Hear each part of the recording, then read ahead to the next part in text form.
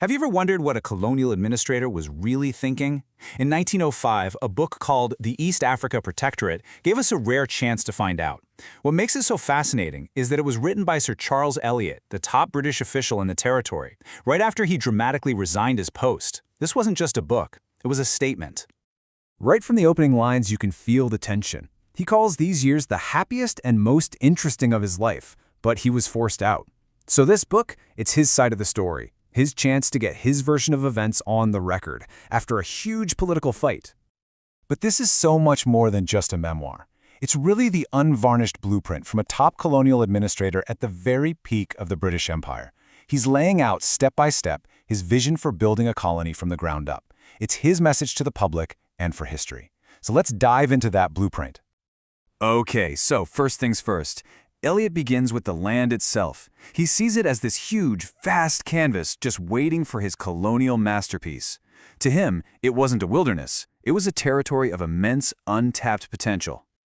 You can almost feel his sense of awe for the geography. He paints this picture of a high plateau split in two by what he calls a Titanic Rift Valley. And the wildlife, it's on a staggering scale. He describes plains just teeming with zebras and hartebeests, in flocks as numerous as ordinary cattle. And yet, and this is a huge yet, his view of this spectacular landscape is purely economic. He sees this vast wilderness, and his first thought is that it's totally unproductive. For him, all this beautiful, empty land is basically just a wasted resource. And his solution is laid out right here. It's like a shopping list of opportunities for European settlers. He identifies these high-value crops: coffee, cotton, rubber, and he even points out that simple European vegetables grow really well. The plan is crystal clear: turn the unproductive wilderness into profitable European farms. Of course, you can't colonize a land without dealing with the people who already live there. And this brings us to what is, without a doubt, the most jarring and controversial part of Elliot's entire blueprint: his assessment of the African inhabitants. Elliot just completely bypasses the complex tapestry of cultures. Instead, he imposes this incredibly rigid, four-tiered hierarchy on everyone. It's this detached, almost zoological classification system, lumping all these diverse peoples into broad categories like Hamitic or Nilotic. And these arbitrary lines, while they would have profound and lasting consequences for the region. And within those categories, he applies these sweeping stereotypes. Just look at how he describes the Maasai compared to the Kavirondo. The Maasai, they're dismissed as warlike nomads, basically a problem to be managed. The Kavirondo, on the other hand, are praised as peaceful, industrious people, seen as useful because they were willing to adopt new farming techniques. Now, this wasn't just some casual prejudice. This thinking was the ideological foundation of the entire colonial project. This one single, chilling sentence regeneralizes about the African mind.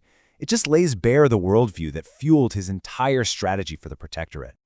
You know, even when Elliot offers praise, it's always purely functional. He describes the Swahili people, who he calls a hybrid of Arab and African, as having many excellent qualities. But qualities for what? Well, in his eyes, they were the perfect caravan porters, the human engines of the colonial economy before the railway came along. So, with the land assessed and its people categorized, Elliot then turned to the tools he needed. The tools of empire. And to forge his colony, he believed one instrument was absolutely paramount: the Uganda Railway. And Elliot's own definition here is so revealing. See, most railways are built to connect existing towns and cities. Not this one. This was a tool of creation. It was driven straight through hundreds of miles of what he called an entirely unknown country, for the sole purpose of opening it up for colonization. And the investment from the British government was just staggering: £5.5 million. In today's money, that's well over $500 million.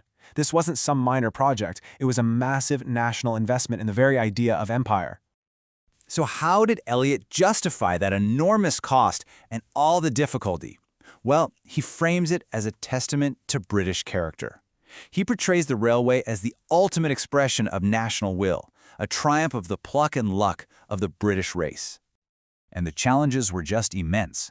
You had an unhealthy climate, treacherous terrain that needed all these temporary lines, constant washouts during the rainy season. And then there were the lions. Elliot soberly recounts their continual attacks on the workers. And yes, That includes the infamous and true story of a lion snatching a man right out of a first-class railway carriage. All right, so with the land, the people, and the tools of control all in place, what was the endgame? What was the final product that Elliot actually envisioned for his colonial blueprint? Well, for the indigenous populations, he basically prescribed this three-step transformation. Step 1, settle the nomadic peoples like the Maasai. Step 2, get them into farming. And step 3, encourage the different tribes to mix. The goal here was to completely dismantle their existing social structures and create a single, peaceful agricultural population that would be much, much easier to govern. But the cornerstone, the absolute linchpin of Elliot's entire vision was this: without Europeans, the whole project would fail. He was completely convinced that only European settlement, their investment, and their leadership could ever unlock the land's productive potential and make his colonial dream a reality. And Elliot concludes his book with this really confident prediction that just perfectly sums up his ambition. He doesn't envision a partnership or a trust. He envisions a thriving European colony. That was the ultimate goal of his blueprint. Which leaves us with a final, really crucial question. Elliot's blueprint, with its meticulous plans, its rigid human classifications, its unwavering faith in colonial settlement, is over a century old. It's a stark, unfiltered glimpse into the imperial mindset. The question we have to ask ourselves is, how do the echoes of this blueprint resonate in the region today?